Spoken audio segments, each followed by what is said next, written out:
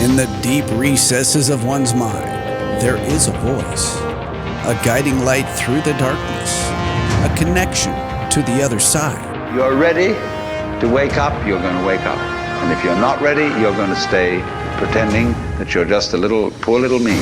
Pathway to spiritual that echoes with enlightenment. The voice of spirit. The voice of spirit. You are a function of this total galaxy, bounded by the Milky Way, and that furthermore, this galaxy is a function of all other galaxies. Your journey starts here and now. With your host and connection to spirit, Leo Bonomo. Hi, and a very good day to you, whether it's morning, afternoon, evening, or night. You're listening to myself on the show, and last week we did something slightly different. It was more about if you've got any questions in the chat. Excuse me, in the chat rooms. Wherever they might be on Facebook or in the studio, whatever, or if you want to call in. So if you have any questions on anything at all, and today I'll be talking a little bit about development, mediumships, what you should be looking for in circles and development, and what you should be looking for from a reading. So if that's something that you are interested in, because there's a lot of variations on readings and that kind of thing, then do log into the chat room or give us a call. So that's I was fine 5 minutes ago. I really seem to have a frog in my throat for whatever reason, so I do apologise for that. And if you want a copy of my new book, it's the Leslie Flint book with recordings of real people in spirit speaking in their own voices, then you can go to info at leo-bonomo.com, or you can just go direct to the website www.leo-bonomo.com and just go to the blog page, and you can get all the information you want. The book is now coming out in May, and that gives us plenty of time for publicity and other things to kick in. So we've got really, really good reviews, and if you want to go to those pages, some people have like Lindy Swarte, who started her own it's the what is it? It's the Christian spiritualist movement. If you want to go there, she's actually done a little video and she's talking about the book and that kind of thing. So if that's something that you would like to read and also view, then you can look at that on the site. So there are videos on there that people have kindly made talking about the book, and you can see some of the reviews there. There are still reviews coming in, but for me that's very exciting. It's been a lifelong thing. Well, I say a lifelong thing, certainly for a long time. But I realised the other day that actually I'd been promoting Leslie Flint for 30 years, and very happy to have done that. And it's part of Spirit's work. It's not all about us, it's about spirit in general, but was looking and quite shocked that it's been 30 years and it's gone so quick. So it's quite unbelievable. We've got a regular, Suzanne, and she has asked a question: what different circles are they? What is required of you, and which circle should you start in as a new one? And is there a new kind of circle on the way? So I know that Suzanne's very, very linked in, because one of the questions that I'd set myself, which you didn't know about, was talking about development circles when you do feel ready, and when you should join and what you should be looking for. So Suzanne and I are definitely in tune.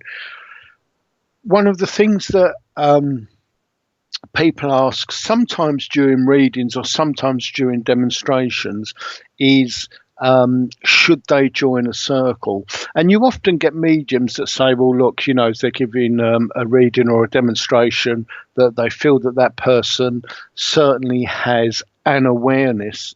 And it's one of those things where if you've got an awareness, then it's something that you should be using. And you may ask, if you're not really sure of what that is, what an awareness is. Now, if you're female, you would normally be talking in terms of woman's intuition, that kind of thing. Of course, men get it as well. The reason it's generally been called, for many decades now, woman's intuition, is because women tend to talk about those things. They react to things differently to men. But it is a heightened sensitivity. Now, women generally talk about their emotions and that kind of connection with other women. So they will talk about their instincts. Men tend to now, but never so much in the fairly recent past. If we're talking 30, 40, 50 years going back. So men didn't really talk about it in that way. However, of course, we do have phrases connected to the police, such as the policeman's nose, and joining the dots where it doesn't really make sense, and coming to those conclusions. And they may feel it's training of a different kind. And of course, there is something in that. You get used to working in particular ways and seeing the dots being joined, even though you cannot prove it's a person. There's that gut feeling. So we've had, because of the policeman's nose and that kind of thing, men have talked about it more. And in the last 20 years at least, there has been a heightened awareness in the public that there is much more to life than what we see. And so people have not only inquired more, there's so much on the web now, and people are not shy about talking about that kind of thing. So when a medium would say from the platform, that I know that you're sensitive. I've even said it on the show myself, that you're sensitive, and you should be thinking about joining a circle. So really, it's when you have that heightened sense. Spirit work in lots of different ways. What often happens when spirit are trying to contact you, because you may find you can dismiss contact so easily. Of course, there are smells, there are images in your mind, or just that feeling that perhaps your grandfather or a recently passed member of the family or friend is close, and that's fine. But if we're not of that mind, we could very well dismiss it as being rather fanciful and I just made that up, that kind of thing.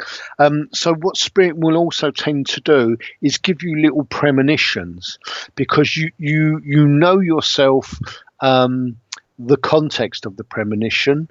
You may or may not believe it, but when the prediction comes round and is true, that's really what makes you think, because you know at that point it is real.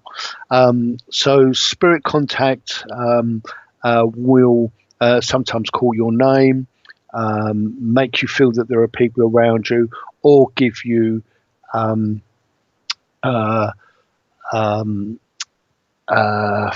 those kinds of feelings, and they can be dismissed. What can't be dismissed is the fact that a prediction comes up and it leaves you puzzled. What also can happen is you may experience that prediction but feel that it's deja vu, that the conversation you're now taking part in, you've dreamt about it.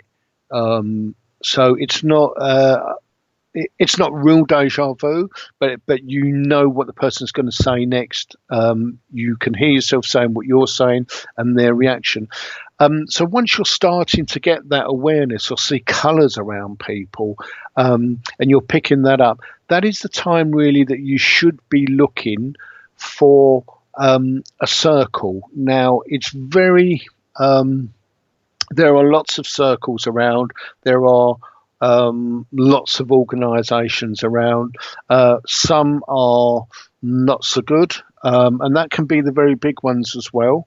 And there are some that are smaller, which are excellent. It does depend on the way the tutor has been taught. Now, if we're talking about tutoring, you can be a great deliverer of messages, and you can have some experience in that. That doesn't mean that you're a good teacher. You can also be an excellent teacher and not so hot on delivering messages. So the two do not necessarily go together. Some mediums feel that because they've been demonstrating for 40 years, they are automatically a good teacher. Teachers, like mediums, I feel are born. There is a certain amount that can be learned, but it's the transfer of that knowledge and how that knowledge is assimilated and explained to the group as a whole or to the individual. That's what makes it. Mediumship and tutoring, mediumship and development is not a one shoe fits all. And there are some large organisations. Myself, I'm no fan of the SNU, and I hear so many complaints about standards, about things that have gone on, and to me it is a crying shame. But they seem to feel that if you teach from A to Z or A to Z, and you just run through the book, then that makes a person a great medium, and it's not that way. Mediumship, even if there's 10 or 20 in the group, mediumship is an individual thing. And the reason that I say that, I've been teaching on and off for about 25 years, and you can run through, this is basically how it works, whatever it might be, whether it's flower reading, whatever it might be. But we as human beings, we're all similar, of course, but we all work differently. Our minds work differently, and so associations in our mind vary widely.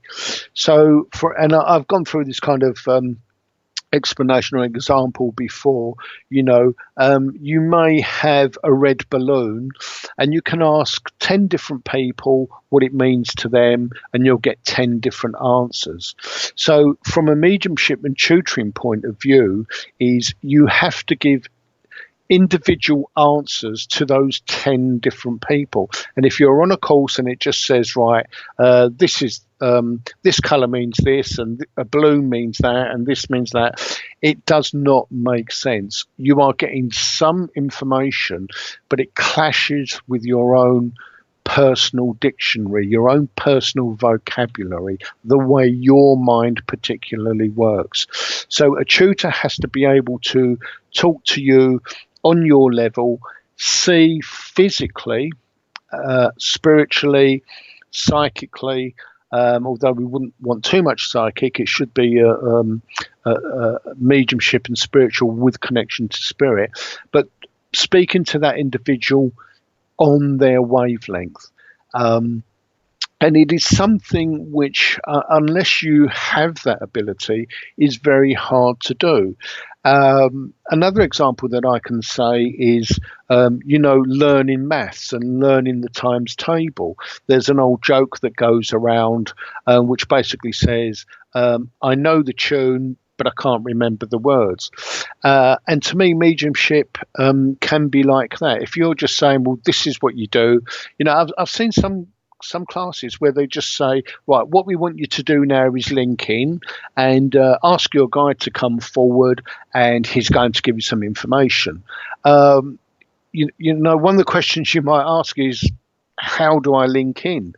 I've seen circles operate that do not talk about protection. The SNU and the Arthur Findlay College do not believe in protection. We've been through this many times on the show. It is absolutely imperative. Now, if they don't believe it, they don't teach it. If they don't teach that it exists, they can't teach you how to protect yourself. So there are many related things just from one small point of a subject that are being missed.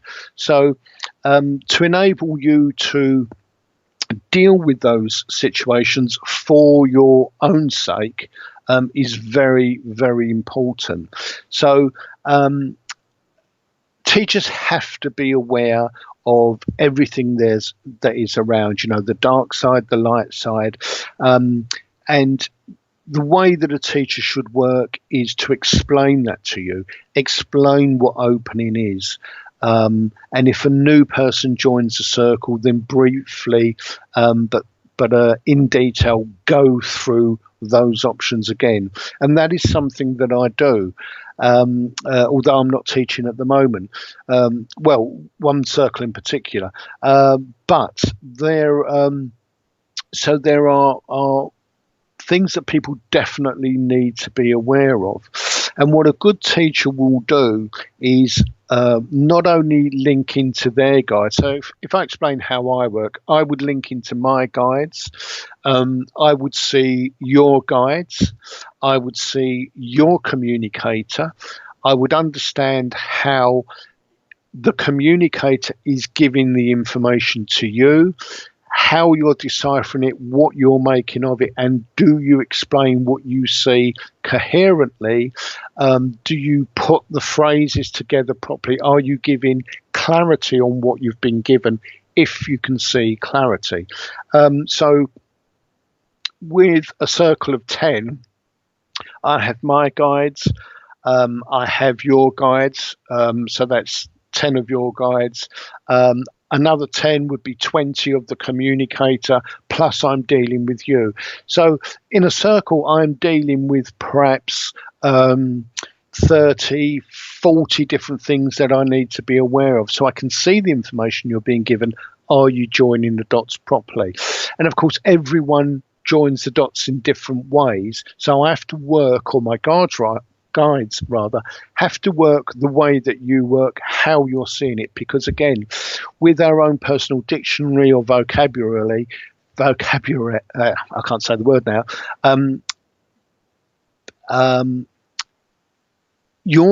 What your guide does is instruct the communicator in the way that you work.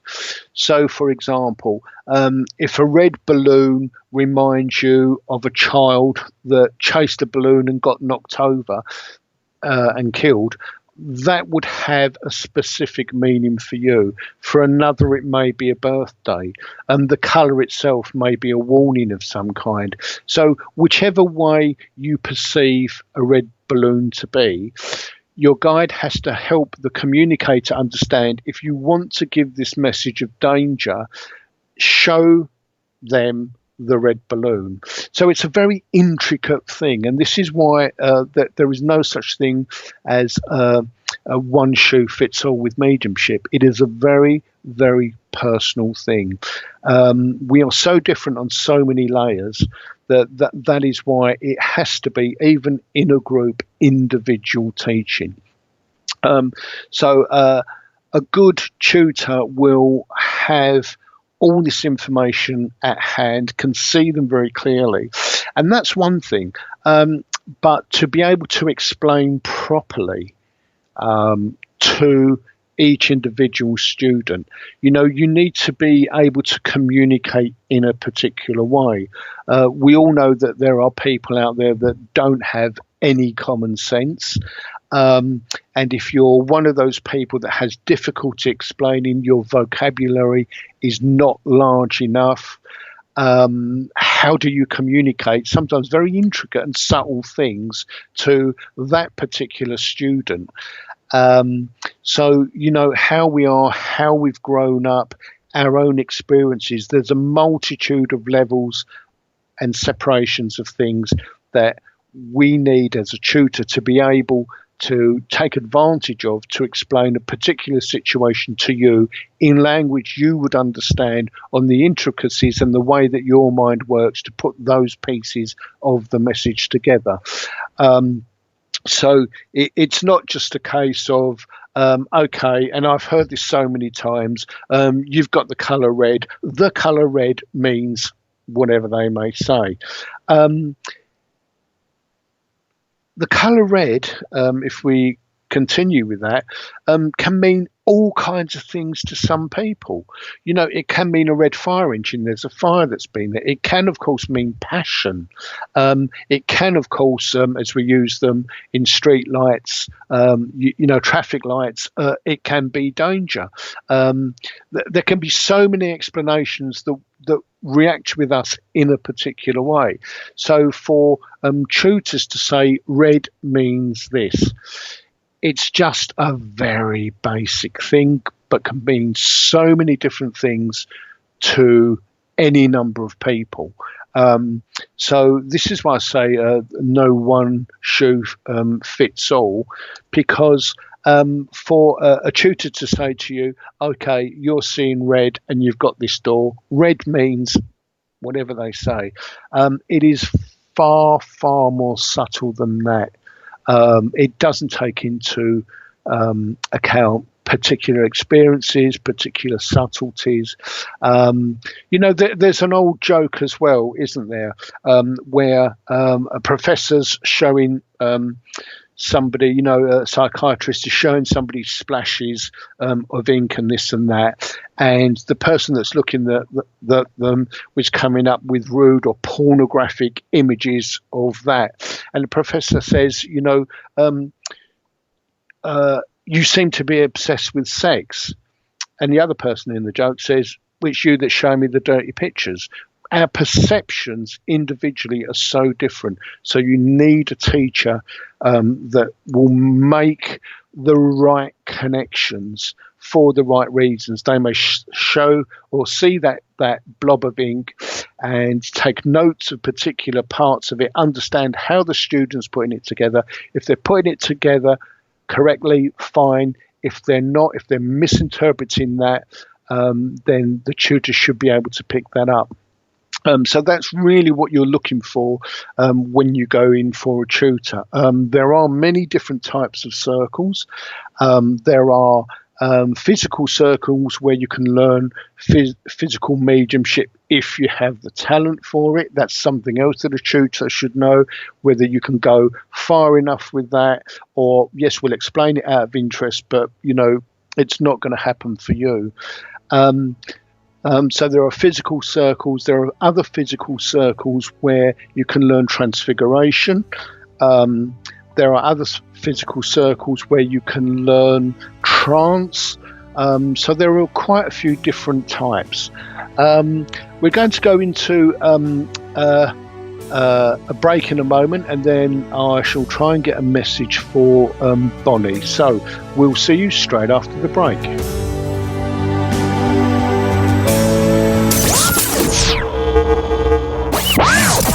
This is the voice of Spirit, your connection to the other side. To understand something spiritually, you must experience it.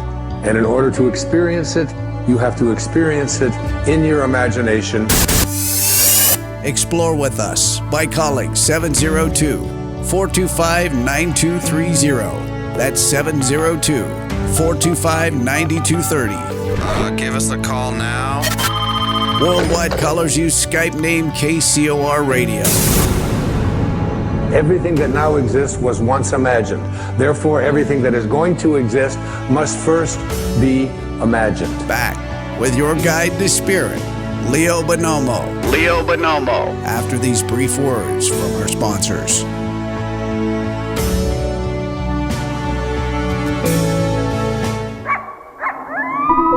Your journey from the land of the living to the afterlife starts here. The Weird Tales Radio Show Thursdays 1 p.m. Pacific, 4 p.m. Eastern, on the KCOR Digital Radio Network. Your weekly fix for ghost stories, urban myths, witchcraft, and folklore. Hosted by the sometimes werewolf hunter, Charles Christian, and his co-host, Janie Christian. The Weird Tales Radio Show is an off-the-wall, fabulously atmospheric, and radio magazine formatted show, rated as one of the UK's most listened to podcasts. If you're a fan of the weird and unusual, then tune in if you dare.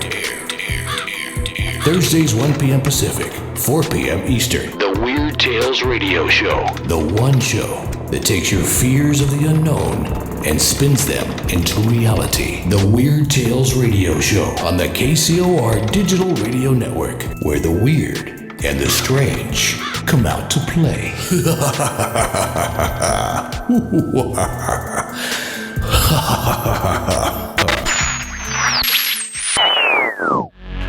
Hello, KCOR listeners.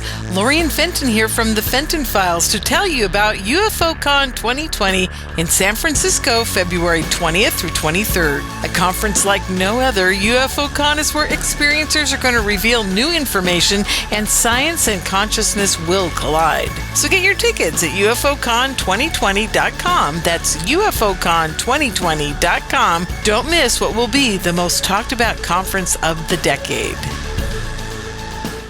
You love them enough to do anything for them. Mom, I need to be wiped. Coming! Including checking nhtsa.gov/the right seat to make sure they're in the right car seat. Brought to you by the National Highway Traffic Safety Administration and the Ad Council. Great. It's great. I think it's great. I think it's The all-new KCOR Digital Radio Network. great. Make a note of it. It's great. We interrupt this program to annoy you and make things generally irritating. At the end of the day, we turn the lights down in the KCOR studio. Oh, sweet. And crank up the hottest club songs from around the world. This is the future. The Grind, mixed by Tina Marie, your Vegas vixen of the high desert. What about the body? What kind of body? Good body. Nice body. Every night from 11 p.m. to 2 a.m. Pacific. The best 3 hours of commercial-free music. New music first. It's time to stand up and dance your ass off. The Grind, nightly and exclusively on the KCOR Digital Radio Network. Come on, it's kind of hot.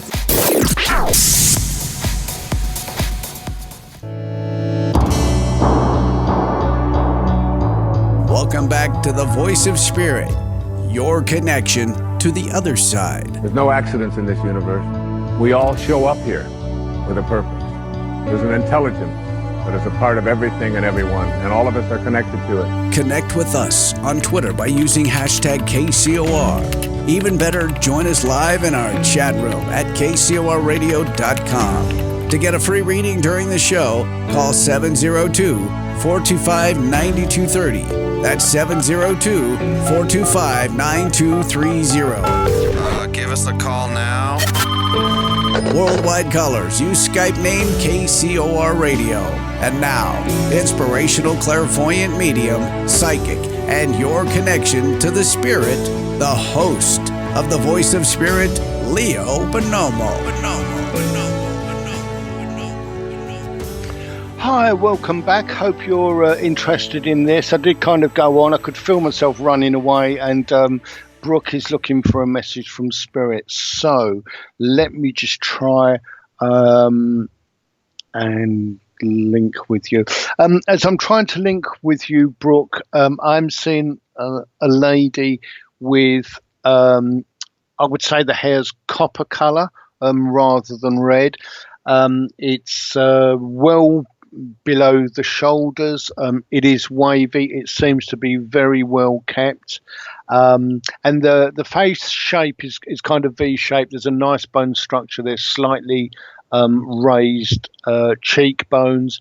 There doesn't seem to be any extra weight with this person. I am only seeing them from the shoulders up. And I know when I get that image, that person is definitely alive.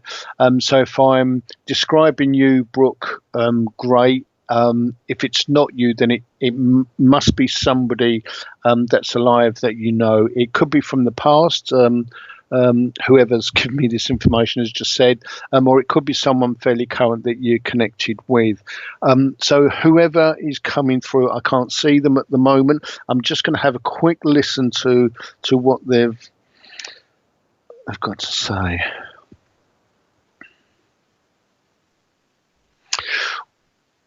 It sounds like a gentleman's voice. I can't be 100% sure.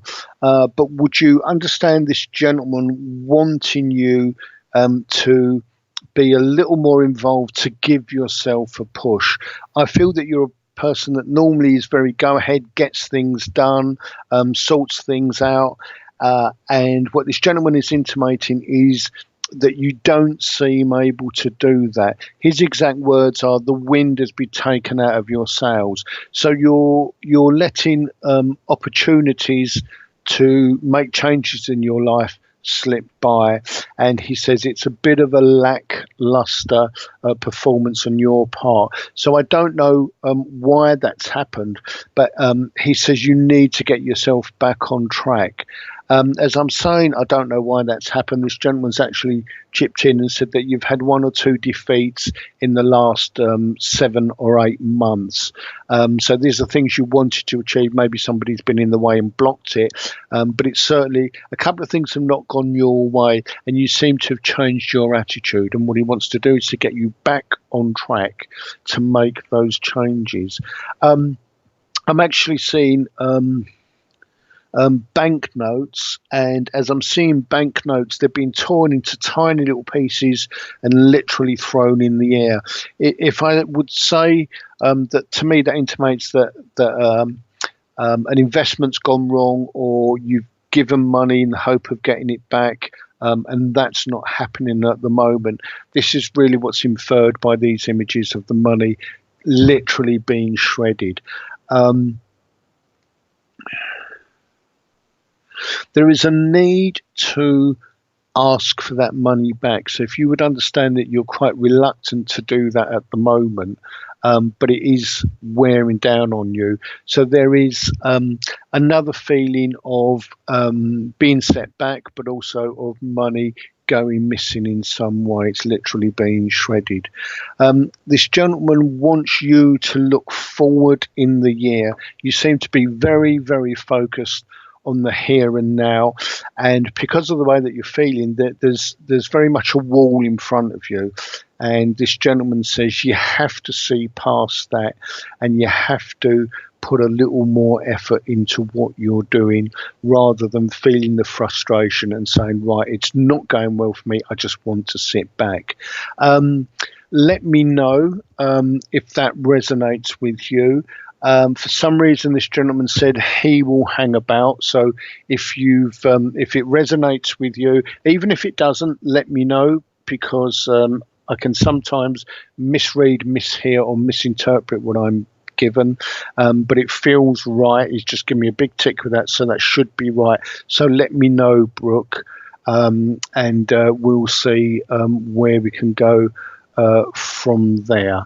I will get back to conclusion on Suzanne's question about deciding for yourself what kind of circle, etc. Okay, so let me know, Brooke, about that. Bonnie has also asked for a message from Spirit. Right, Bonnie. I've got a lady that's come forward. She gives her age as 45. I'm notoriously bad with ages. I would certainly say between 40 and 50 with this lady. She has got black hair. She's shown me herself wearing a black dress. It almost feels to me as though she's in mourning. If I said that this lady, after a couple of years, would have followed her partner, commonly called dying of a broken heart. Would that make sense to you? She's very slim. She's around 5'7", 5'8". She does seem to be very somber. As I'm looking at her face, it's very pale. If I said that she's got a slightly turned up or pixie kind of look to her nose, hopefully that will make sense to you. She's showing me walking along the road. I know there are tall buildings either side, and she's got to this crossroads and she's looking in lots of different directions. There is a real reluctance to backtrack a little bit and try and set her position straight from there. So there is a lot of frustration there. So this is what she's giving me about you. So I do feel that you're unable to go back. I feel there's an unwillingness to backtrack a little bit, but you seem to be completely lost. Would you understand this lady saying that you need to listen to your heart? As I've said that and asked her about a relationship, I can see her nodding fairly vigorously. So that's what we're talking about, a relationship. There is an ability to backtrack for whatever reason, but there is certainly confusion as to which direction you need to go. And this lady's saying you need to listen to your heart. There is also frustration with the partner in them not making up their mind. It seems to be delaying tactics. The feeling that she's giving me is that the partner doesn't know whether to go ahead or not. Where are we going with that? Hopefully you would understand as well, there's a connection with a house. I feel it's wanting to move and the partner not wanting to move. There's a delay there with that. So I'm not entirely sure what the problem is, whether it's just a further commitment or overextending, but I do feel that the partner does not want to move or does not want to feel the need for a move, and that's causing that problem there. If that resonates with you, then do let me know. Again, if it doesn't and I need to have this lovely lady step forward again, then we can do that. But hopefully that outlined your situation. Again, she says you need to do what you feel is right in your heart. Okay. Right. We've got Nathaniel on the phone. He's a fairly regular caller. Okay. Right. So I have read for Nathaniel a few times. I never remember readings, but I'm just going to try. Okay. Nathaniel, are you there? Hello. Yes, I am. Oh, fantastic. I got slightly confused there, which was why I was sort of stalling a little bit, because I'm waiting for somebody to come through and they've held back until thankfully you made a noise on the phone. So fantastic. Okay.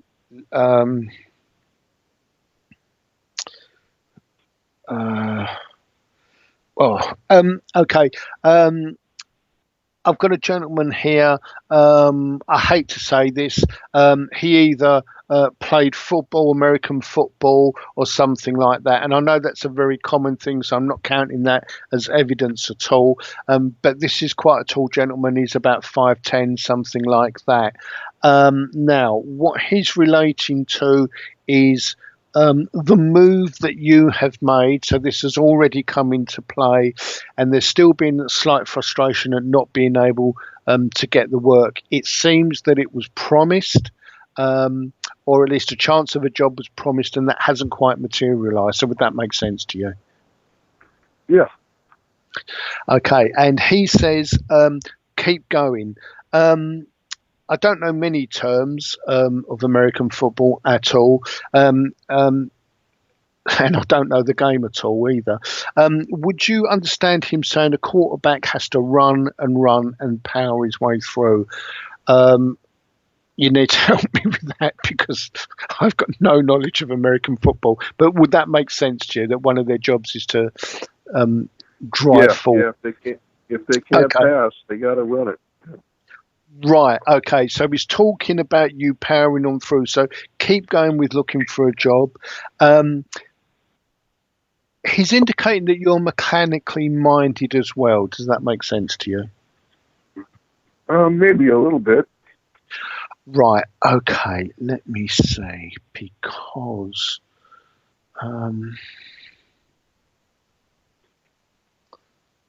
I'm not sure what he's talking about, because I was thinking that perhaps he's talking about mechanics, car mechanics, or other type of engineering.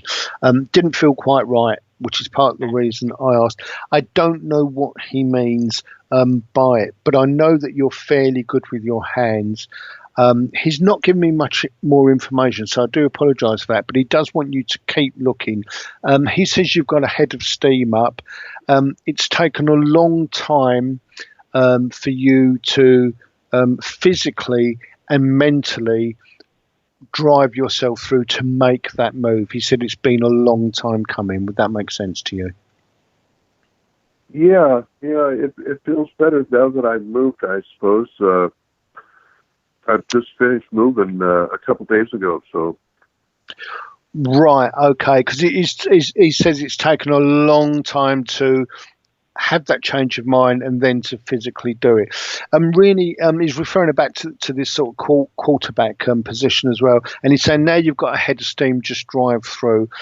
He says, whilst you wouldn't want and he wouldn't recommend you taking any job at any cost, he says, look for a job that pays at least half decent wages. It's getting your foot back on the ladder. So I don't feel from what he said there that you've had work for quite some time.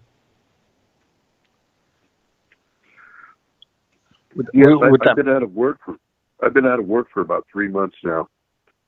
Right. Okay. It does feel because of my illness. Because of my illness. Right, okay, because it does feel, I've heard what you said, 3 months. The way he was giving it to me, it felt like it was an awful long time. Okay, now, as you've mentioned your illness, let me fix on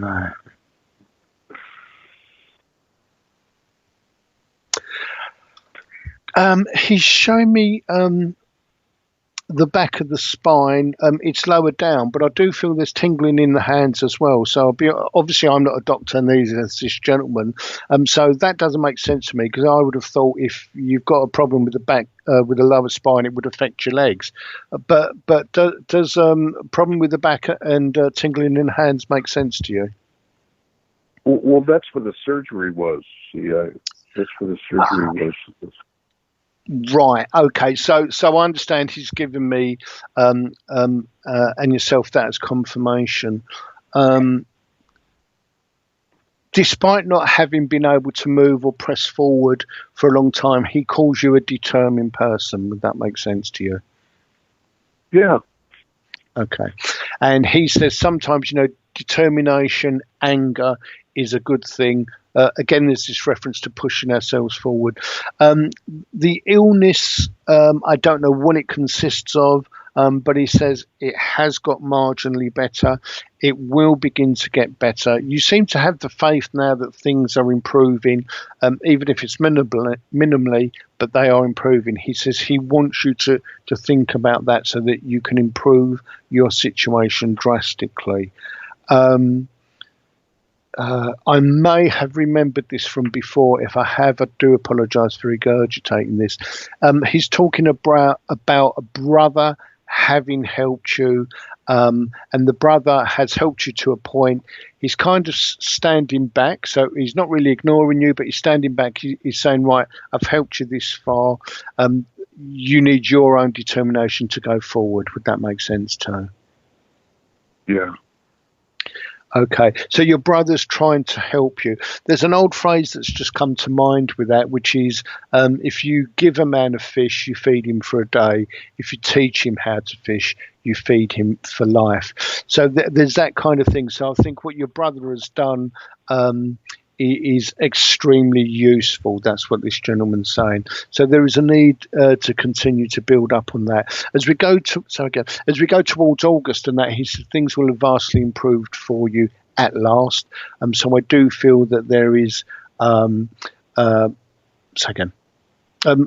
definite improvement in work. He's talking about promotion as well. He's talking about their needing. Being less of a need for pills and those kinds of things. But he's talking about painkillers, which at the moment are necessary. Would that make sense to you? Yeah, I try not to been taking the painkillers. I've been taking the vitamins, but, I might take a painkiller later because it's been kind of pretty bad lately, and I'm really kind of, okay, feeling kind of dark and dreary, Yeah, I know you've gone past the halfway point. That's how he's described it. So I know things are going to continue to improve. Have you got a last question, Nathaniel, that you'd like to ask? I have a lawsuit for this colon cancer I had with Zantac. Do you see me getting any settlement from that soon, or? There will be settlement. He's saying soon. Sadly, not. Oh God. He's given me a 2-year period. So would you understand that either the law case has gone on for about 2 years already, or it was 2 years ago when? No. It's only been about 3 months or so. So it may be taking another 2 years that you think. Right. So when it was discovered before the court case, would that be about 2 years ago? Because he's talking about the past. This gentleman. No. I just it's just been about 3 months ago. Right. The total thing. Let me just double check then, because he's still writing the number 2. I think it may be a couple of years to go with that. It will be successful. Without giving too much away, would you understand that you have a pretty good case, a strong case? Would that make sense to you? Yeah. Yeah, because he's just talking about there being no doubt that whatever you think started it has. He's just said there's no defence. Again, I'm not a solicitor or anything like that, but he's taken me forward a couple of years. He says the main thing is for you to get yourself back on your feet. So you are starting to do that. But he says, again, there is no doubt about the cause and the critical condition you found yourself in. So would that make sense to you as well? Yeah. Fantastic. Take his love. We've got quite a few callers on the line. Okay. So bless you. Take his great love, mine too. I shall continue to say prayers and ask for healing for you. But you seem to be over the worst, and you're now, moving along. Bless you, Nathaniel. Hey, thank you, Leo. Bye-bye. No problem. God bless. Bye. Bonnie has come back and she said that didn't resonate with her. Is the woman you spoke to alive? Okay. It's probably my diction and the way I explained it, Bonnie, so I do apologise. What it was I can't remember if it was a gentleman in spirit, but there was someone in spirit that was talking about this woman. They showed me the lady from the shoulders up. So this woman is alive. And she appears to be about 45, between 40 and 50, certainly. At that age now. So she is alive. She would be between 40 and 50. And so it was a description of that person alive that was supposed to be evidence. So if that makes a little more sense to you, then do let me know. Let me know. I have no recollection of whatever I said. I never do. But if let me know if the other things make sense. So it was shown a woman that was alive that hopefully would have been you. If not, you would recognise her, and she would be around 40 to 50. and still alive. So let me know. Okay, right. Where are we going? I've still got, dear Suzanne, I've still got a couple of things to say to you. Okay. I've got somebody called Dawn. I find opening and closing after any energy work is not always learned or shown in some workshops. What is the best way to close yourself from this? And if there's any message that I can give. Okay, Dawn. We open from the base chakra upwards. What I always do as well, I will see the crown chakra as brilliant white. So many people see it as purple. That may just be something that works with me. But when I open, I see the chakras as colours. And once the crown is open, I see brilliant white light flooding my body. It is healing. And you can use it to heal, and it heals all the bodies we have. So without going through all of them extensively, and certainly physical, mental, spiritual, etheric, those bodies, and it cleanses that. And then you drain that energy away and then replace it with brilliant white energy. And that's how you should be opening.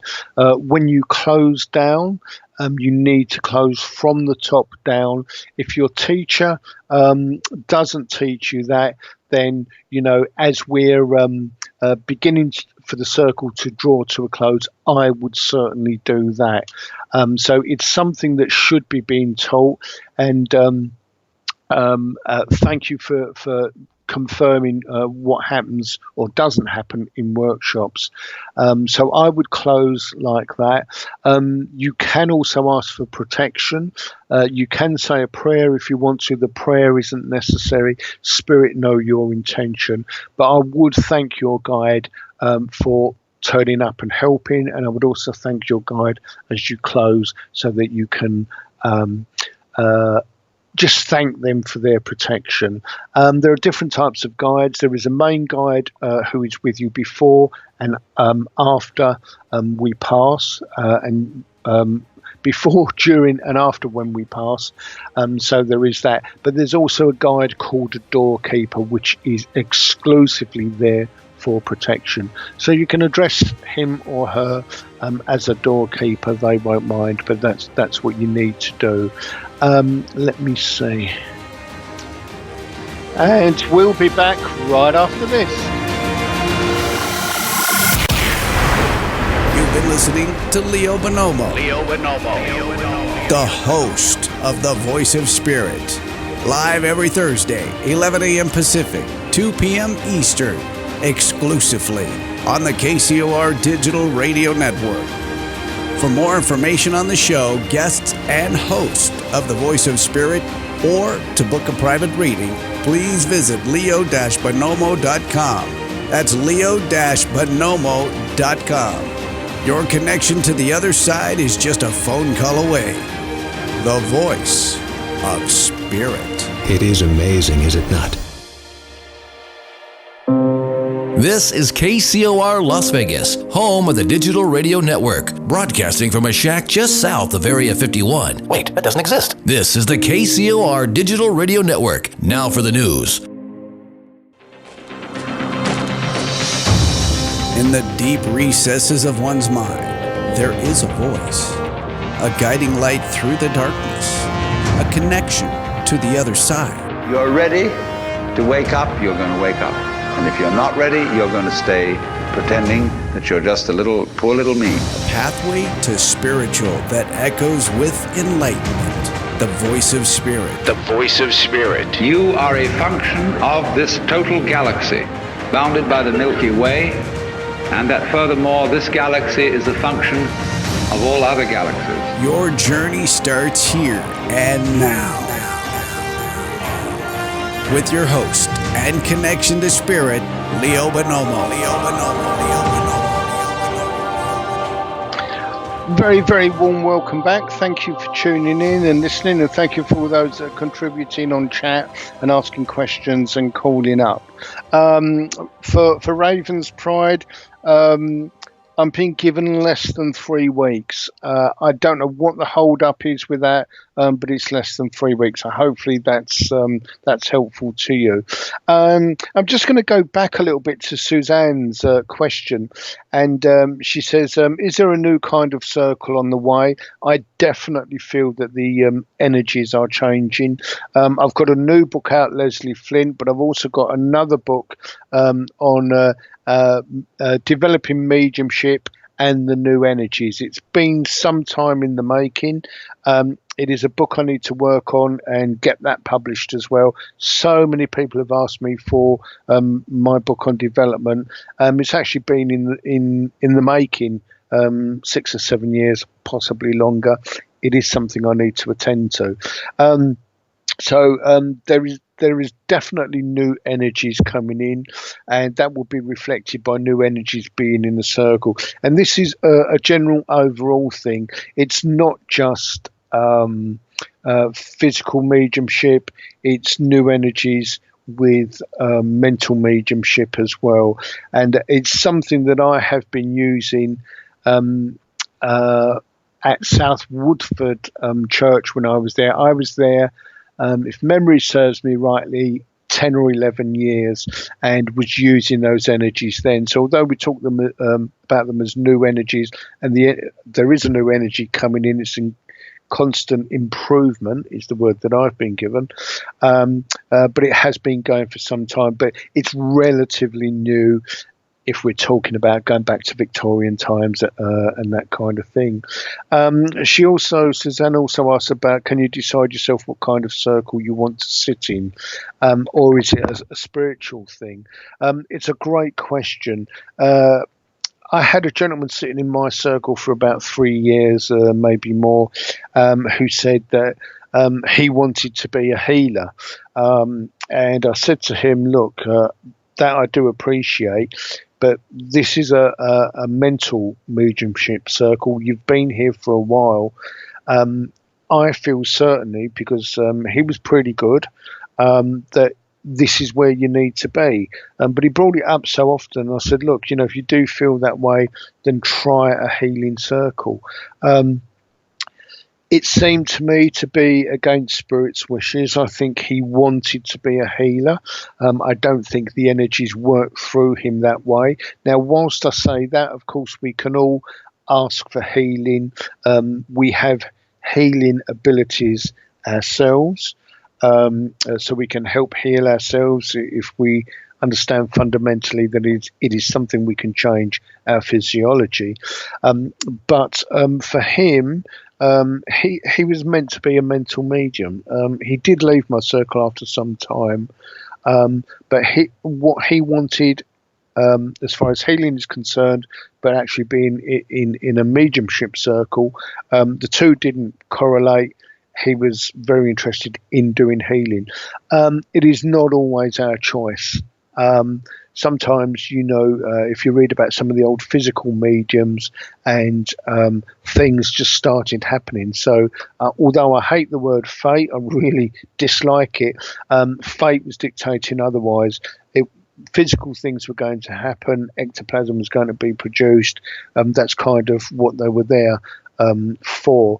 So it is something we agree to as part of our contract when we come here.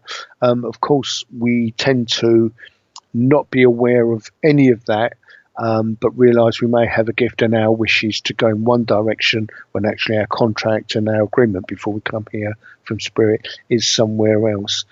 So hopefully that makes sense to you, Suzanne, and to anyone that's listening. One of the reasons that I've been talking about mediumship and that kind of thing was I was very blessed to get somebody write to me, which I will use as a review. There's no real specific details here, but I'd just like to read it out to you. It says, "Hi Leo, I hope you are well. I just wanted to say I took some time to listen to my reading again today, and it resonated with me even more than it did a few months ago. The reading was truly amazing. I do apologise for that, because it sounds like ego. Uplifting, and gave me the confidence I needed. You predicted that my brother and sister-in-law would announce a successful round of IVF within 6 weeks, and 2 weeks later they did. I would love to have another reading with you sometime.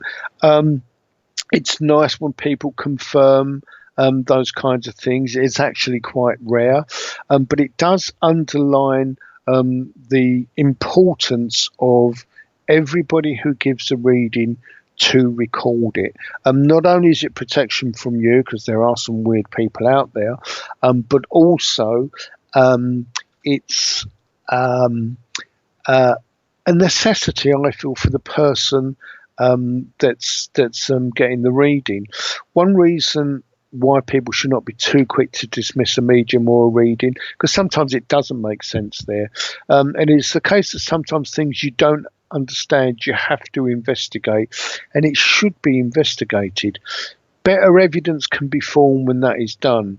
Too many dismiss a medium because of bias or faulty memory, and that is a real shame. It's not the fault of the medium. So you know, that's sometimes something doesn't resonate, or you want, you know, your favourite uncle to come through, somebody else comes through from spirit, and it's at that point that shutters can go up. They're not happy, they want the uncle, that's it, and they do not pay attention to what's being given, or they just think they're rubbish. My uncle hasn't come through, so none of what this medium says is correct. So you know, it can sometimes do that. It offers an opportunity when you've got a reading recorded. You can also play it back to see whether the mediums ask questions, or whether you've been led, or information is given back to you. It's very important that you understand when a medium is being straightforward with you, or not. I've also seen word-for-word messages being given to different people in different audiences from the same so-called medium, and I would say to you that that is not mediumship. It's absolutely shameful. You know, so I'm going to go back to some of that in a moment. But hi, Bonnie, how are you? Hi, how are you? I'm good. I'm good. Yes, it's all falling into place, I hope. It's one of those strange things where, you know, you talk about stuff that you have no knowledge of, with apparent authority, but of course it's not me, it's spirit. And then you know, like this thing with the quarterback, you know, I can hear them saying this and I'm thinking, okay, hopefully it makes sense, because I have no idea. But yeah, things are going well. Okay, I know that you've got a few questions there. I have got I hate this when this happens. I've got a typical grandmother. She's wearing an apron. She likes her cooking, etc. None of that is evidence. But I've got this lady here chattering away in the background. So I know that you've got some questions. Hopefully you recognise her. I hate to give general or what is it called when you get a particular stereotypes. Thank you. She just said to me stereotypes. When you get stereotypes, I do hate that. It's not evidence. But sorry. She says she just said to me, "You're telling me I'm chattering away, and there you are going." So have you got some questions, Bonnie? Well, I guess there's just a little confusion with the last woman, because you started off by saying, I think you said she was alive. And then Brooke said maybe he was thinking that it was you, that it was me, but it was confusing to figure out if that person had passed when they were 45, or if it was someone that had passed, or I couldn't figure out what you meant. Okay, so when I see a person from the shoulders up, I know they're alive. Quite often I pick up really, really accurately on who's on the end of the phone. So quite often I'm describing them. If that's That's correct. Okay. That's fine. If not, the person is still alive but should be known to them. And the information, I'm seeing this because some of it's on the screen here. That's the only reason I remember it. And they were then talking, whoever was in spirit was then talking about this woman and talking about them being between 40 and 50 while they were alive. So, okay. it's trying to read it back. From what was said on the screen, because I didn't remember. It was a bit confusing for me as well. That's okay. Yeah. We can just move ahead then with this woman if you have time to, because I recorded that, so I can go back now and listen to what you said. Okay. Fantastic. Let me just see who it is. Who it is that's here. Right, so he's very kindly stepped forward. He's a gentleman with salt and pepper hair, is the best way of describing it. I think he's quite broad. I know he had a sense of style when he was alive. He's showing me a blue and white check shirt. It may be gingham material, I'm not sure. He is fairly broad. I don't think he's very tall. He says 5'8", 5'9". He is, and again, this is stereotype, so I do apologise. He's wearing cowboy boots under jeans. Where are we going? He's actually written 65 for me as when he passed, but I would definitely say between 60 and 70. Would you understand him saying that you lost a cousin on Dad's side of the family? Where are we going? His recollection's not too good. He says within the last 20 years. I do apologise for that. But if you go back to that time period, would that make sense to you? A cousin on my dad's side of the family. Yeah, he would have been between 60 and 70 when he passed. He passed, he says, as far as he can remember, roughly 20 years ago. So all of my dad's siblings are in their 70s. So then if he passed, I don't recall having a cousin who passed. Okay, not to worry. The most important thing is the message. Let me just try.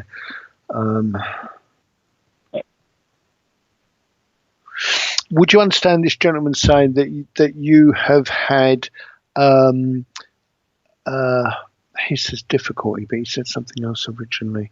That you've kind of been, in trying to go forward, you've been pushed back time and time and time again. He says this is over the last 2 to 3 years. Would that make sense to you? Yes, until recently. Fantastic. Okay. He understands that caused something close to despair. And he's actually written that in put speech marks there for me. But he wants you to know that you are over the worst of whatever you went through.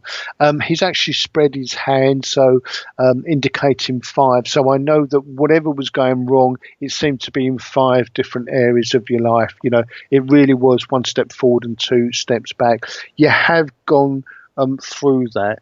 Would you understand him saying that in spite of those things, you were still able to smile your way through? Would that make sense to you? Yes. And he's talking about a dark-haired lady. She seems to be quite old, of pensionable age, certainly. And he says that despite the difficulties, so I would imagine, yeah, I've got a tick for that. There would have been financial difficulties as well. But he says in spite of that, you were still able to show kindness to her and help her. Very strangely, I'm seeing a baby's bottle with the tea on it being connected to this woman. I don't know whether she wasn't able to drink. Say again. This lady, I feel, would have had memory problems. I've asked if it was Alzheimer's. He said no, but obviously there was some problem there, and needing to drink from a bottle with the tea. Would that make sense as well? Not a baby bottle, but we definitely had to spoon feed her water and get it in her in different ways. Well, sippy cup. Yeah. Right. Yeah. Okay. Yeah. Because he knew I would understand a bottle with a tea better than a lippy cup. It's just the way they were. Okay. He wants to offer, on behalf of her relatives in spirit, a very, very big thank you for what you did. I know at the time it was life-saving, but it was also life-changing. So he hasn't said otherwise, so I'm presuming she's still with us. But he wants to offer profound thanks on behalf of the family for what you did there. He says you may never know what you did fully until you pass, of course, and we all do at some point. But there's profound thanks there. Second, he says it is the mark of character that when we have huge disadvantages in our lives, that we still have time not only to remember others but also to help them. He's waving a white handkerchief.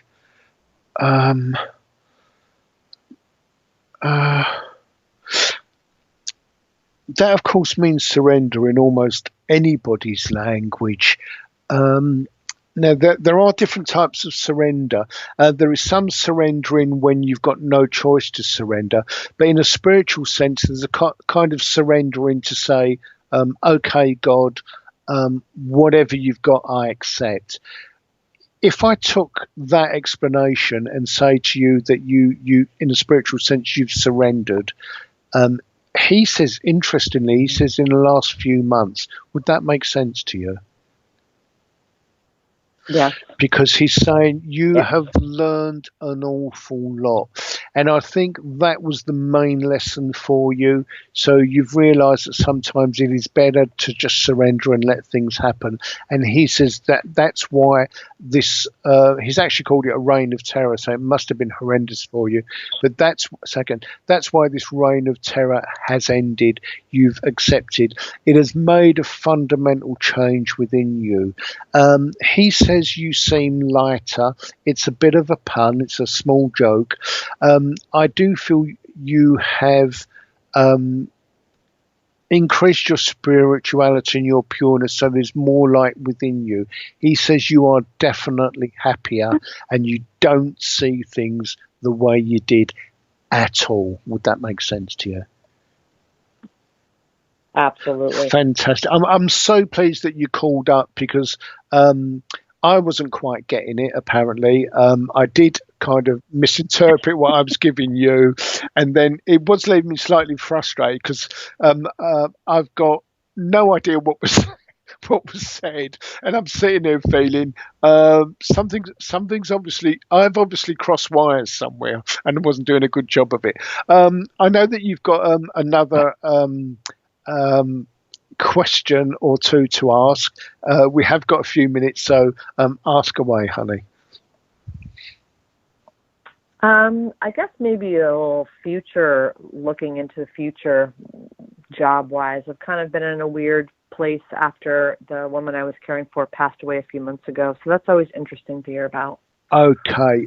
He is talking about getting back into the rhythm of working. That intimates to me that you had been out of work for some time. He's just reminded me you've kind of said that, so I do apologise for regurgitating that.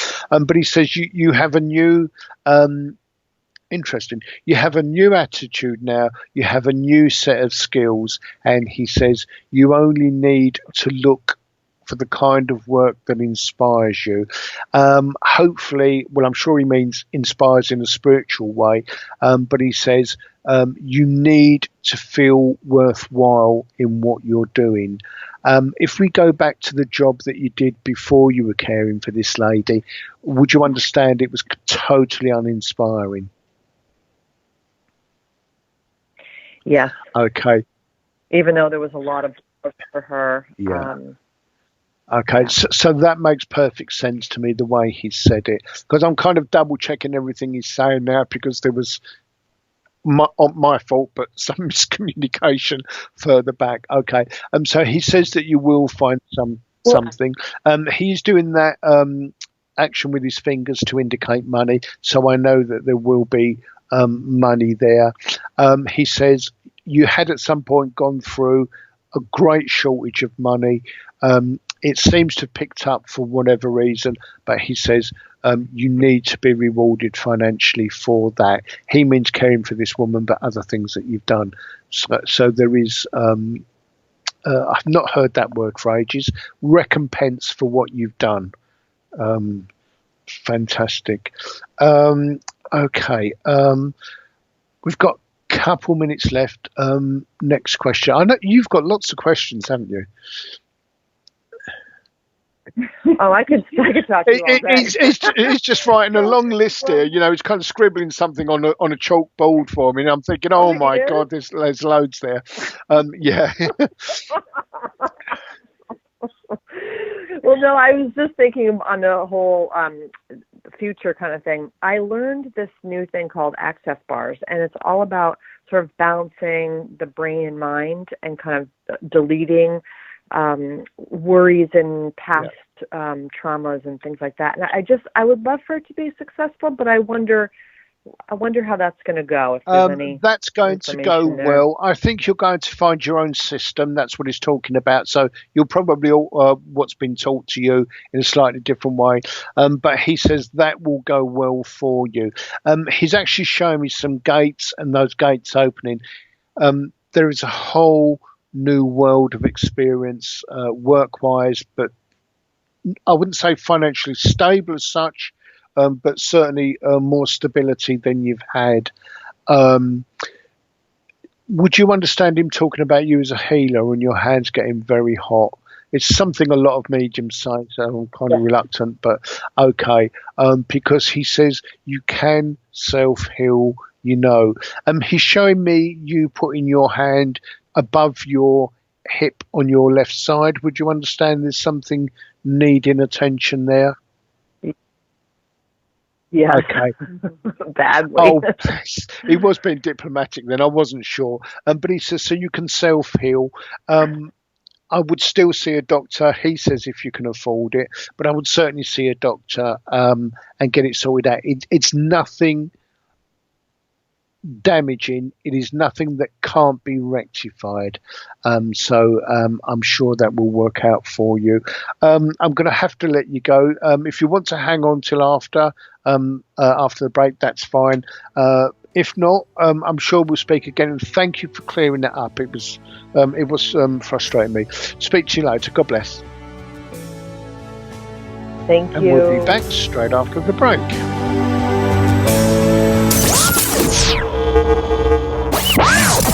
This is the voice of Spirit, your connection to the other side. To understand something spiritually, you must experience it. And in order to experience it, you have to experience it in your imagination. Explore with us by calling 702-425-9230. That's 702-425-9230. Give us a call now. Worldwide callers use Skype name KCOR Radio. Everything that now exists was once imagined. Therefore, everything that is going to exist must first be imagined. Back with your guide to Spirit, Leo Bonomo. Leo Bonomo. After these brief words from our sponsors.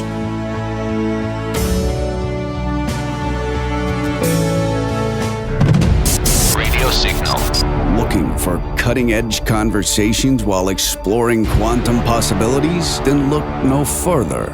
We've got to fix it. Broadcast Team Alpha. Hosted by Nori Love and Augie Nost. They're connecting the dots and unraveling the cosmic mysteries with interviews from top experts, embedded insiders, and whistleblowers from around the world on an array of topics, from health, wellness, consciousness, and ufology, all in pursuit of the truth.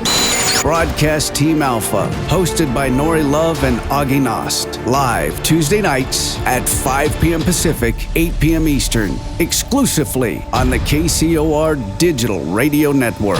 The balance of power is shifting in the world today, and the old paradigm is being replaced with a new one filled with love, positivity, and prosperity for all. The only question you have to ask yourself Are you ready for a change? Broadcast Team Alpha. Come explore the quantum possibilities. Alien Deceptions, a suspenseful sci-fi romance thriller by Tina Marie, featuring the tantalizing Erica Jones and the mysterious Russell Hamilton. An out-of-this-world book of fiction based on years of document facts and files the government does not want you to know about, at least not yet. Alien Deceptions by Tina Marie. Available now at Amazon.com or get a signed copy at TinaMarieEntertainment.com. Get your copy now. You are listening to the all-new KCOR, The Core. KCOR broadcasting from Las Vegas, Nevada to the entire universe. 30 seconds and counting. Broadcasting to you from another planet, beaming you a world of entertainment. This is the world-famous KCOR. Now listen live online at KCORradio.com. I like everything about this station. When do I listen? Like 24 hours a day. It's my favorite station. I just love the music. It keeps me going at work.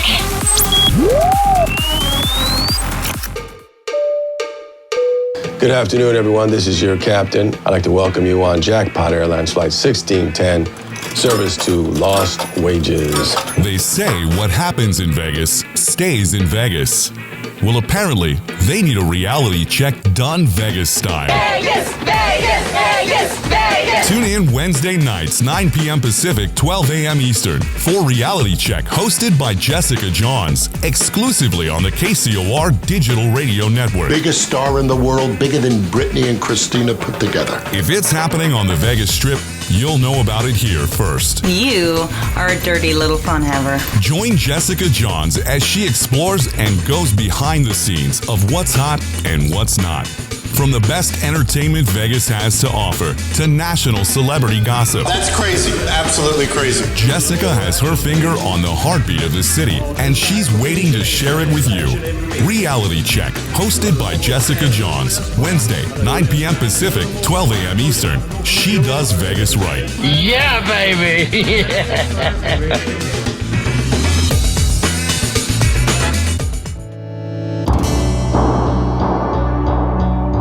Welcome back to the Voice of Spirit, your connection to the other side. There's no accidents in this universe. We all show up here with a purpose. There's an intelligence that is a part of everything and everyone, and all of us are connected to it. Connect with us on Twitter by using hashtag KCOR. Even better, join us live in our chat room at KCORradio.com. To get a free reading during the show, call 702-425-9230. That's 702-425-9230. Give us a call now. Worldwide callers use Skype name KCOR Radio. And now, inspirational clairvoyant medium, psychic, and your connection to the spirit, the host of the Voice of Spirit, Leo Bonomo. Hi, very warm welcome back. And once again, 2 hours go so quick. Susan has asked if there's a message from Spirit today.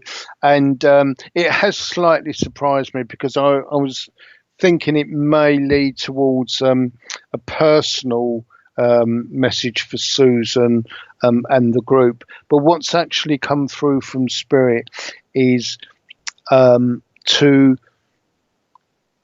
be light, to spread light, to ask Spirit what use you can be, and to give love and to spread love and to just let things be. In a sense, there's also that surrendering to Spirit and welcoming Spirit in. And it's not just welcoming any spirit, that's dangerous, but to welcome in your true guides and to ask to be guided for whatever you can do for Spirit and for mankind. So it wasn't quite what I was expecting, but Spirit do surprise you quite often, I've got to say. And talking of surprises, once again, my thanks to Bonnie for calling up so that the message that should have been given eventually was given. So I'd like to thank her for that. Okay, so I'd like to go back to mediumship and readings, and one thing I would say as a recipient, if you're getting a reading, I would want to insist that the session is recorded. And again, just to kind of go over things, sometimes when you're having a reading, you don't realise that information is being extracted from you and later fed back. That isn't mediumship. They may be working on a psychic link, but it's not mediumship. And it's only when you can listen back to the recordings and understand that they're getting information out of you that you can tell whether it's a genuine medium. And we all have off days, of course we do, and we should admit it. But if that person is extracting information from you and feeding it back to you, they're obviously either not connected that day, or I would venture to say that they are not a medium. And then you can begin to understand and obviously make a decision on whether you want them to read for you again or not. One of the other things, of course, is prediction. And I have said this on the show before, and I do sometimes say it within readings, and that is that if 80 to 90% of a reading is understood, then the predictions tend to come true.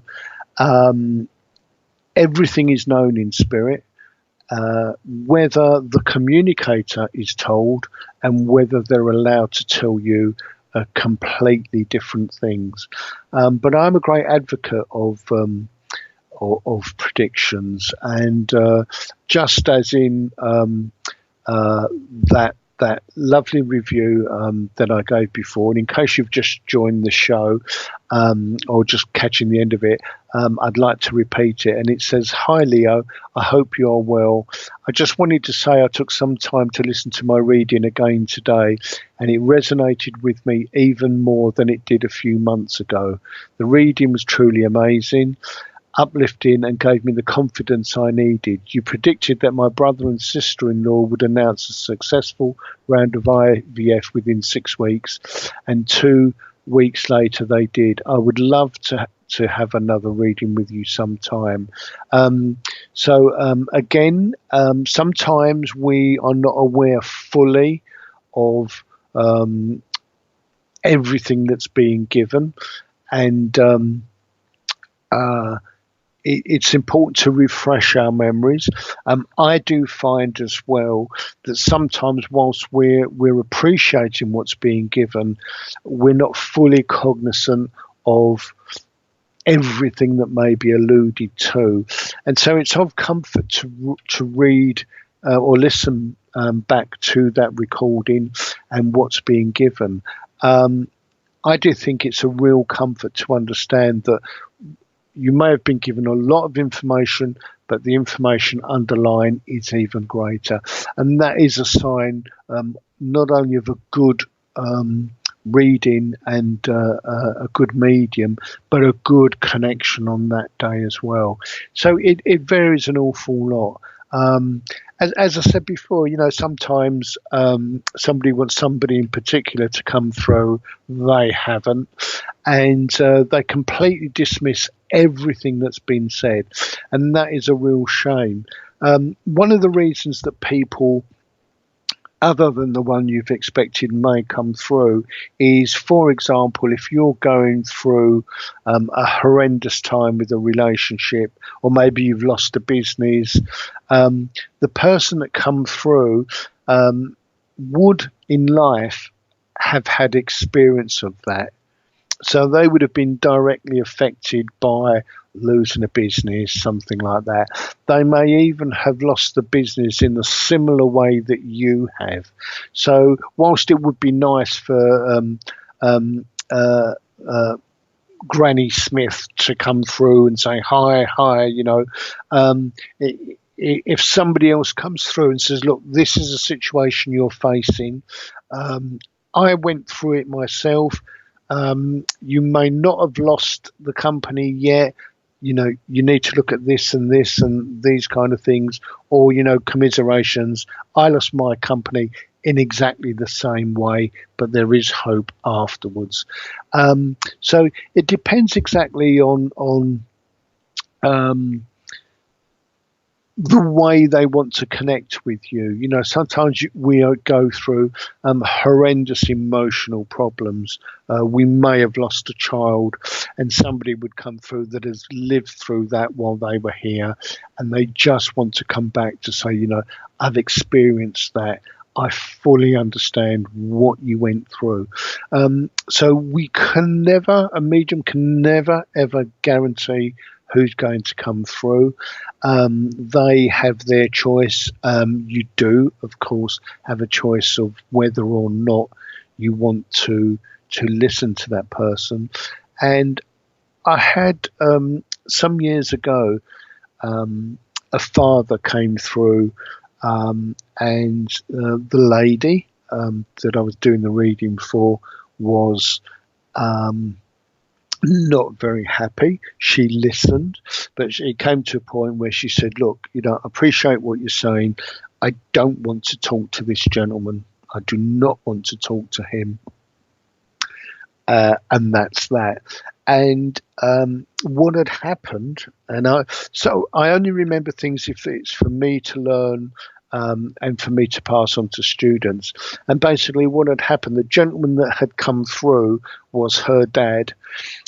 He'd had a lot of learning while he had passed over. He understood completely why what happened was wrong, etc. And he was trying to apologize to her because he had learned. She still hadn't wanted to let go, was unable to let go. It's still far too fresh in her mind. But he'd actually been abusing her, his daughter, for many years.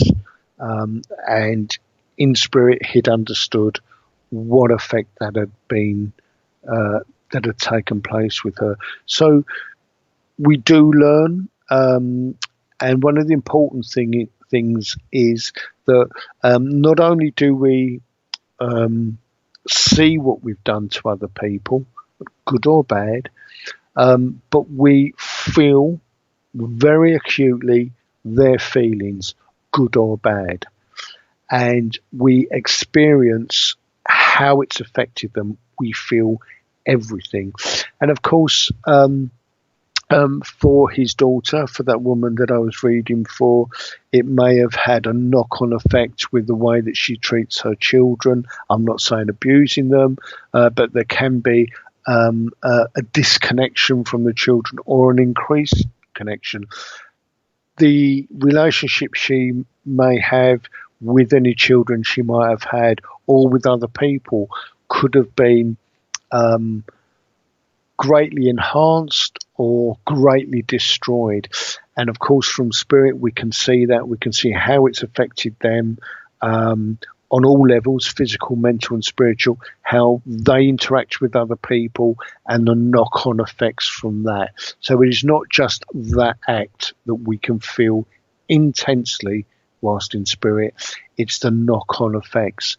And this is one of the reasons that I teach students that, and it's said in the if you go to spiritual churches, you know, it talks about effectively the 7 commandments, but also that we have personal responsibility. So many mediums don't seem to take that to heart. We do have personal responsibility, and if we put people wrong, there can be a knock-on effect for many generations. And it's something that we have to understand, that if we, for example, fake information, tell people that things are going to be fine, you know, and then ultimately not, that person may commit suicide. That will have a knock-on effect with their direct family and maybe generations to come. And we need to be aware that what we give can be taken and used in so many different ways. They may seem quite cheerful at the time, putting a real brave face on it. They may put the phone down and break down and decide that that's it. There is nothing else to be done, and they may pass over. They may commit suicide. We don't always know the reactions that people have, but when we get to spirit, we can see quite plainly the effect of what we've said. It is one of the reasons I always tell the truth. Sometimes the truth can be quite bitter, but it's needed to be said. Again, it's training and awareness of how that's delivered, and it shouldn't be harsh, but it has to be truthful. So there are an awful lot of responsibilities that go with working as a medium, giving messages, and giving messages that are clearly understood for the right reasons. It's not something that we can bluff. It's not something. Some people, supposedly mediums and working as mediums, it is a trade. We have to admit that, because there are phone lines that work, and some are very good. Test their mediums extensively, and others just take on anyone who says, I'm a medium, I've got a certificate, I went on a weekend course. Sometimes they don't ask at all, which is shameful again. But we have within the trade what's called coffee table mediums or feel-good mediums, and those mediums that are feel-good mediums and tell you what they think you want to hear, the outcome, whatever it is, they do serious damage. And if they don't understand what they're doing by doing that, that is not only shameful, but it is very, very destructive. If you haven't got the strength to say to somebody,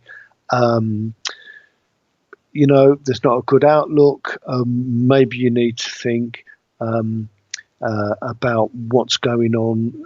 If you haven't got the strength to say that, and you just say, yeah, it'd be fine, whatever, give it a couple of weeks, everything will be all right. If you haven't got the strength to tell the truth, then you should not be doing this work. It isn't all happy clappy. It isn't all fun and joy. We deal with some serious situations sometimes, and that leads me on to an explanation of a reading that I had with a gentleman. I have said this before, but it's very well worth repeating, certainly in this episode of the show. And he'd called me on the lines when I was working for a company, and it was a 20-minute reading. And he was asking just normal, dare I say, boring questions. And it was to lead me into a false sense of security. So he asked some fairly inane questions. And then he said to me, I think my wife is having an affair. And immediately my guide stood in front of me to really get my attention. And he put his hand across his throat, as though it was throat cut, and it was basically a sign for me to abort that reading.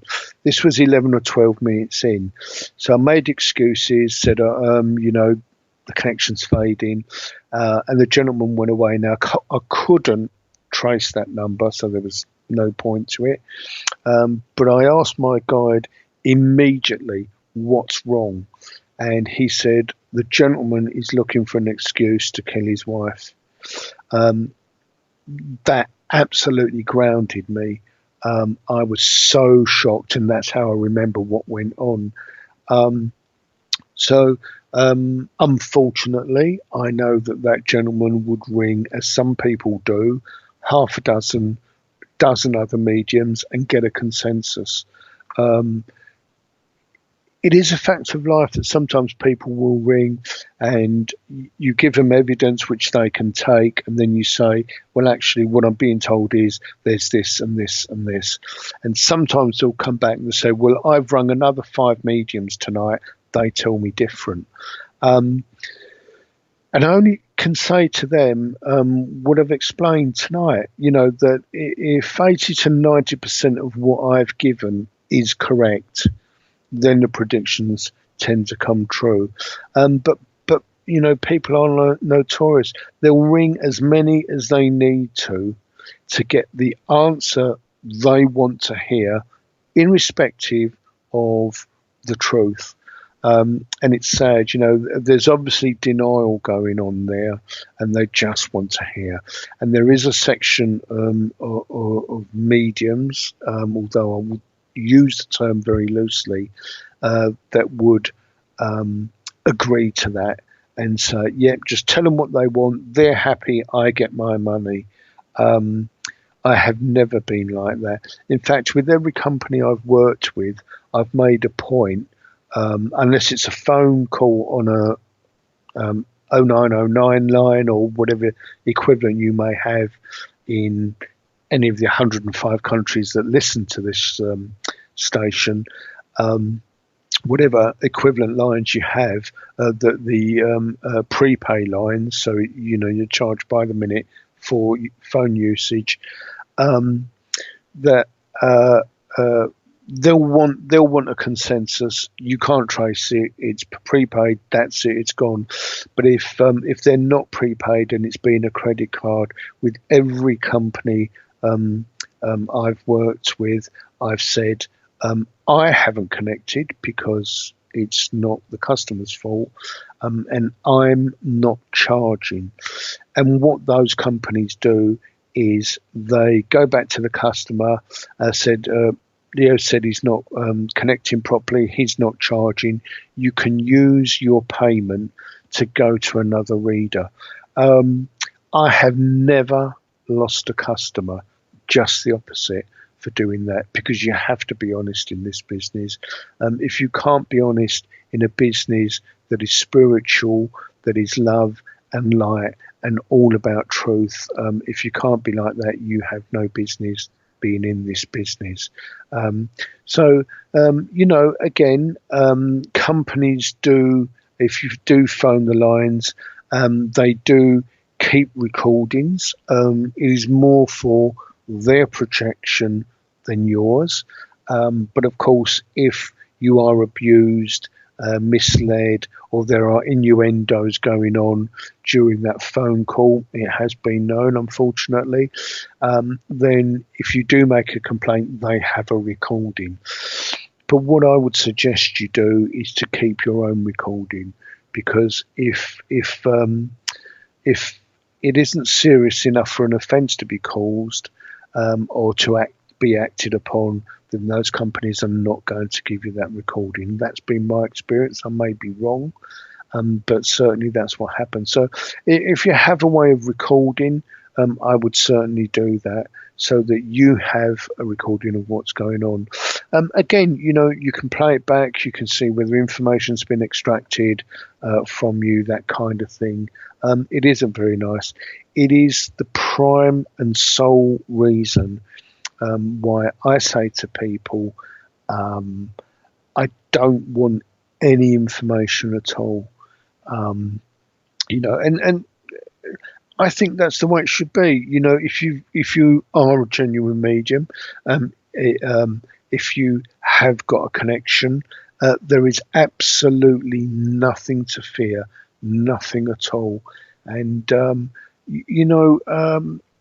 it's to our advantage as mediums to record readings for people, because as that reading, that review that I read out shows, so there's usually a lot more in it than the medium is aware of. And if somebody reads back and go, oh my God, he actually said this, which I didn't hear. He said that. He's mentioned this person, which my granddad remembers, and I can say that that's true. And he is a member of the family or friend of the family. If you can allow access to whoever you're reading for, so they can go over it, it can only enhance your reputation. It can only do good. not only from the point of view of they definitely didn't ask questions. I definitely did not volunteer that. Personally, I think everybody that does this work should record. I think that everybody should have access to recordings, and I would insist there's something not right if a reader doesn't want to have you record or record for you a reading, because they would know that you could check it and there's something not right. And also, if you insist that a recording's taken and it's not delivered, I would certainly not go back to that reader, because firstly, they've deceived you. Secondly, they've taken your money and they've not delivered on a promise. And if they're not delivering on a promise, they're obviously not truthful, and I certainly wouldn't use them again, however that reading turns out. So, protect yourself. Do insist on a recording. Record yourself as well, irrespective of whether they forward that to you. Do be careful. Remember, your loved ones want to give you accurate information, and that's what you should get. Thank you very much again to Brooke for straightening that thing out for me, and to everyone that's been involved in the show. Take their great love and mine, and we'll see you next week. God bless.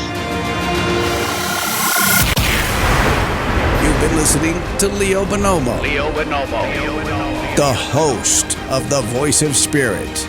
Live every Thursday, 11 a.m. Pacific, 2 p.m. Eastern, exclusively on the KCOR Digital Radio Network. For more information on the show, guests, and host of The Voice of Spirit, or to book a private reading, please visit leo-bonomo.com. That's leo-bonomo.com. Your connection to the other side is just a phone call away. The Voice of Spirit. It is amazing, is it not?